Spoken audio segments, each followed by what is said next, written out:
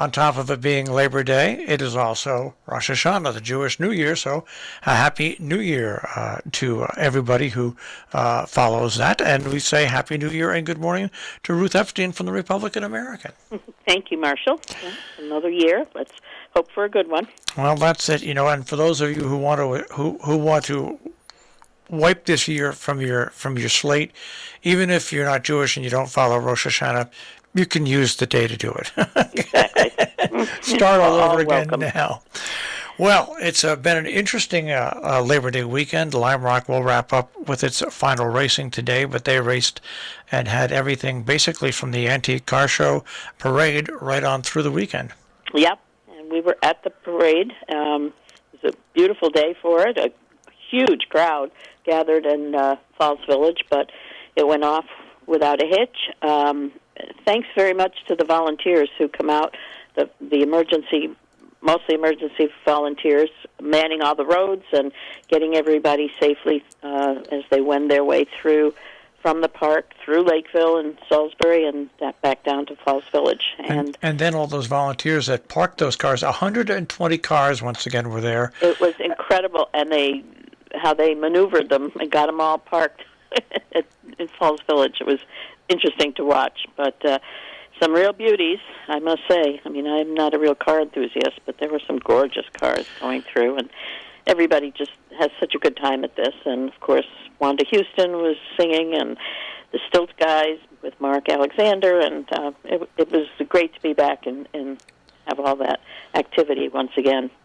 It's been a busy week, considering we focused on the 18 new teachers who have started at Region 1.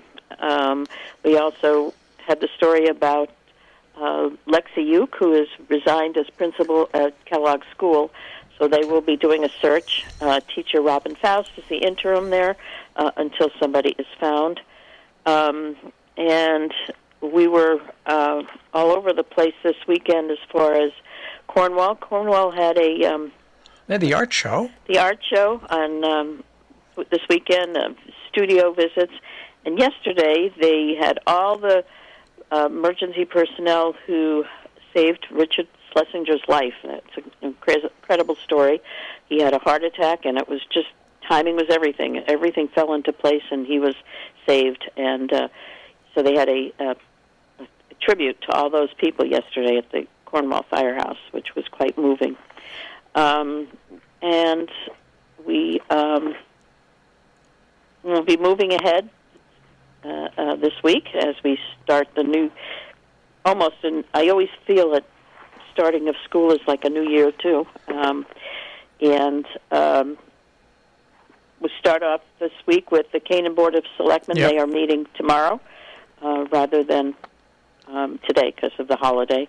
Everything gets pushed back in September because of Labor Day, so we'll see what... and next week, Region 1 meets on Monday. I assume Salisbury Board of Selectmen, I think they meet on Monday, too, as well. I think so. And then the Falls Village will have, I think we'll have Falls Village, too, won't we? Falls Village will be, the following, so we'll be all squished together. So, Cornwall Ag Fair is this Saturday, which is always a huge success. And this year they have the Barnyard Animal Vote. If you've been through the town, you've seen all these little cardboard cutout animals, and people are voting on them, and the money will go towards the scholarship fund at the Cornwall Women's Society. And then, of course, they have, animals and the cow chip contest and all kinds of contests for best food and knitting and all that. So it's a real fun thing. And on Sunday, the Norman Dorson lecture is going to be talking about the display that's at the Historical Society on maps. And if you haven't seen it, it really is an interesting exhibit all about local maps. I found it very interesting. So, and I'm sure there are other things coming up, Marshall, that I haven't even mentioned. But there's lots of things going on, and especially we remind people today, the final day for you to go to the Goshen Fair, because there's some people who still think, the Goshen Fair runs Friday, Saturday, and Sunday. No, it runs Saturday, Sunday, and Monday, not on Friday. And also up in Chatham, The Columbia County Fair is going to wrap up today, and today they have the final day of antique car racing. And when I drove into work yesterday morning, the line of cars in Sharon that were coming up from the city to go to Lime Rock Yes. were amazing. And you know what? I thought to myself for a second, if I just started very slowly hitting each one of these cars, I could destroy probably $10 million worth of cars in only three or they were the most unbelievable looking cars. It's a nice thought. But it just came to my mind, well, I could really make some sort of big insurance settlement here. But the nice thing about all these cars, they were all driving the speed limit. They weren't they weren't hot dogging. Yeah. And even though it rained all day, and it wasn't a heavy rain, but it was a pain rain. They had a nice turnout at Lime Rock yesterday for the Concours d'Elegance. Yeah, we could see the traffic here in Kent. We always know when Lime Rock is on, or is the traffic and getting out on towards Main Street. But nice to see. Now, I want to mention a story that you've got in today's paper, and that is about a carrier of the Republican American who's retiring. It's a great story. Monty Besser is retiring after almost 30 years. He's 82 years old, and he is our delivery person, and he has been amazing. He has never, ever missed a day except when the paper didn't come.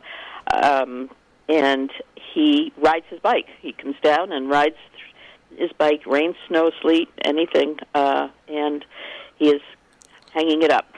So it's a very interesting, and he's a retired college professor. It's a great story. And you end the story with him remembering the first job he ever had, and then saying that this is the last job I've ever had. And one other thing, we did go and see the new Sharon ambulance as it was delivered this week. It's a beautiful vehicle, and all the funds for that were raised privately. The town doesn't, no town coffers come to pay for that. So, and it's highly equipped and ready to go. Well, it's funny because I spoke about that, and you're looking somewhere around $280,000, $290,000. Yeah, all raised privately and through some foundation, local foundations, but mostly, small donations. It's the way the Salisbury and Sharon operations work. They don't take chunks out of the big chunks out of the town budget at all. Amazing. Amazing. And they're the two oldest ambulance services, I think, in Northwest Connecticut. Sharon was first, and I think Salisbury came in second. I think you're right. Yeah. But on the volunteers, the 40 to 60 people that go to do this, there's people that I spoke to when I spoke to last couple of weeks ago about the Salisbury Volunteer Ambulance Squad, their 50th year. There were people that actually. What do you mean? There was no ambulance service in Salisbury before 1971? I said no. No. I mean, it's a long time. 70 years. 71 was a long time ago. 50 years ago. Right. But these were amazing times when local people got together, and not only the fire departments but the ambulance squads. Well, it just always remark how the desk clerks at the White Hart were the dispatcher back then. Can you imagine? That was part of your job. And every one of our ambulance, I'm reminded, they don't just have one; they have two. So we are very lucky here to have volunteers. If it ever comes to the point where we don't have volunteers, you're not going to have an ambulance service that has two rotating ambulances and all the other services. So, and you're going to pay dearly. Pay through the nose, the nose. Well, that came through loud and clear with the Schlesinger thing. Yeah. I mean, he was saved by these volunteers. It was just a miracle. Absolutely amazing. It is. We are very lucky, as we keep saying. All right, Ruth, I want you to have a good day today. Well, thank you. You too, and have a good week, and we'll talk to you next week. All right, take care, Ruth. You too. Bye-bye. Ruth Epstein, the Republican American, republicanamerican.com on the web.